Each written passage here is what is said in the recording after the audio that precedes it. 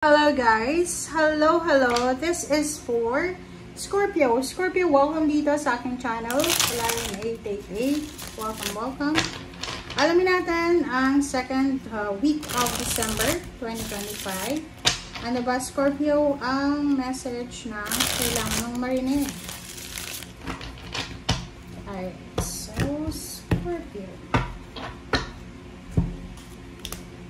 Okay, first card natin is Two of Swords, Queen of Cups, Two of Wands, King of Wands, wow, Wheel of Fortune, ang ganda Scorpio ha, and Six of Cups. Okay, Scorpio, tingnan mo. Second week ng December, kung makikita mo dito, medyo nahihirapan ka siguro. Ikaw yan, no? Diba? Gusto mo ng tahimik na buhay, especially if you're married or if you are in a relationship. Gusto mo ng tahimik na buhay, gusto mo ng peaceful, tranquil na buhay. But ang problema mo dito, hindi ka makapag-desisyon. Pwedeng meron dito na Scorpio na gusto mong pumunta ng ibang lugar, ibang bansa. Kung nasa ibang bansa ka na, hindi ka na masaya sa lugar na yan. Parang gusto mong lumipat ng mas magandang lugar. So, sinasabi ng bara sa'yo dito na you will get the opportunity, okay? Possible na magkakaroon ka ng oportunidad. Marami siyang choices eh. So, marami kang makukuhang information regarding sa kung saan mo gustong pumunta. Ang nakikita ko dito talaga, pinaka gustong-gusto mo is yung pumunta ka ng ibang bansa. Gusto mong matry yung pangingibang bansa. Pero kung nasa ibang bansa ka na, ay kita ko, you're not contented sa bansang yan. So, gusto mo pang lumipat sa ibang bansa. King of Wands and Wheel of Fortune, Six of Cups, sinasabi ng bara sa'yo dito na ano man ang ginagawa mo siya ngayon, nasaan ka man, sinasabi ng barahan na isang twist ng events, okay? Isang pag-ikot ng mundo, ng Wheel of Fortune, ang posibleng maapektuhan ka. So, sa trabaho, maapektuhan yung trabaho mo sa ngayon or pwedeng dati. Kasi, possible na magkaroon ka ng idea na mag-resign or may possible na idea ka na bumalik sa dati mong pinagtatrabahuhan. So, please comment down below if you resonated. Alright, so let's check.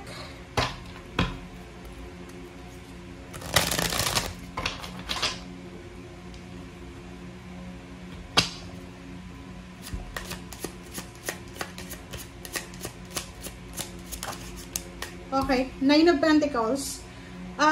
Sobra-sobra yung motivation mo. Ang gusto mo is magkaroon ka ng financial success. Ang gusto mo ay makahawa ka ng limpak-limpak na salapi. Gusto mo ng mataas na sweldo. Freedom. Wow. So, ang ganda na ito So, nakikita ko sa'yo dito na hindi lang pera talaga yung pinaka-pangarap mo. Gusto mo na financially and emotionally maging secured ka. Pwedeng makatanggap ka ng pera. This is your last pay. Or maybe, meron na celebration na magaganap sa pamilya mo.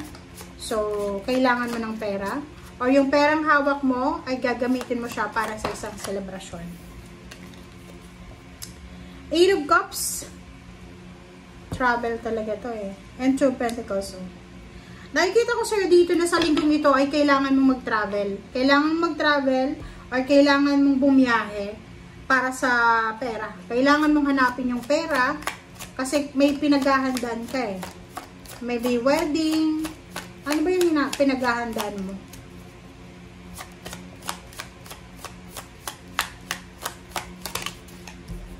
Alright.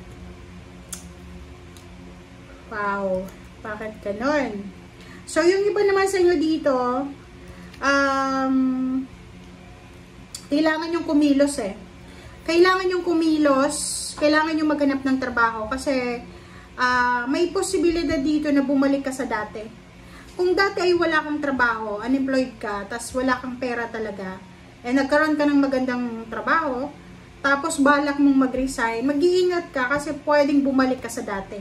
Pag naging unemployed ka, maghihirap ka na ulit sa pera. Yun yung sabi ng baraha. Oh. This is your energy. Sinasabi ng baraha na ang dami mong obligation. Breadwinner ka ba? Kasi kailangan mo talagang kailangan mong maghanap ng trabaho. Kung wala kang trabaho ngayon, maghanap ka ng trabaho. Kasi maraming umaasa sa'yo eh. OMG.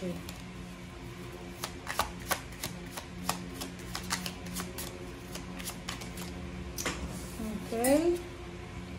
High Priestess, there's a hidden message. Oh, diba? So, paano sinasabi ng baraha sa'yo ngayon? If wala kang pera ngayon, wala kang trabaho, magporsigi ka daw, magporsigi ka na hanapin kung ano yung dapat hanapin na kulang sa'yo.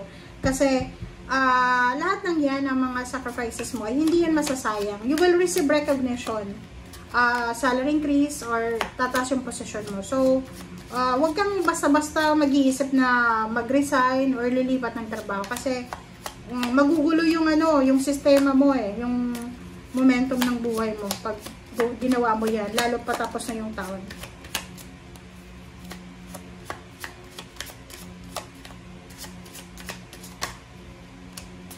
Alright, so 3 of Wands, you're waiting for something.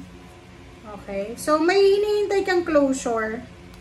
Yun, so kailangan mong hintayin talaga. So parang, ang sabi ng baraha sa'yo dito, Scorpio, na kung hindi ka kontento sa trabaho mo sa ngayon or sa lugar kung nasan ka sa ngayon, tapusin mo muna yung kontrata mo.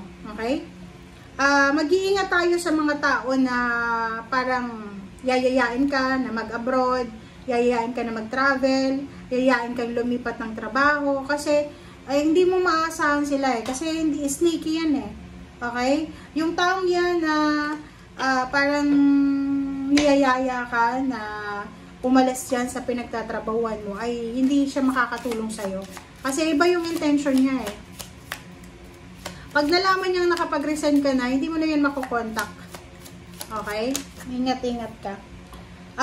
Sa love life din, so mag-iingat tayo.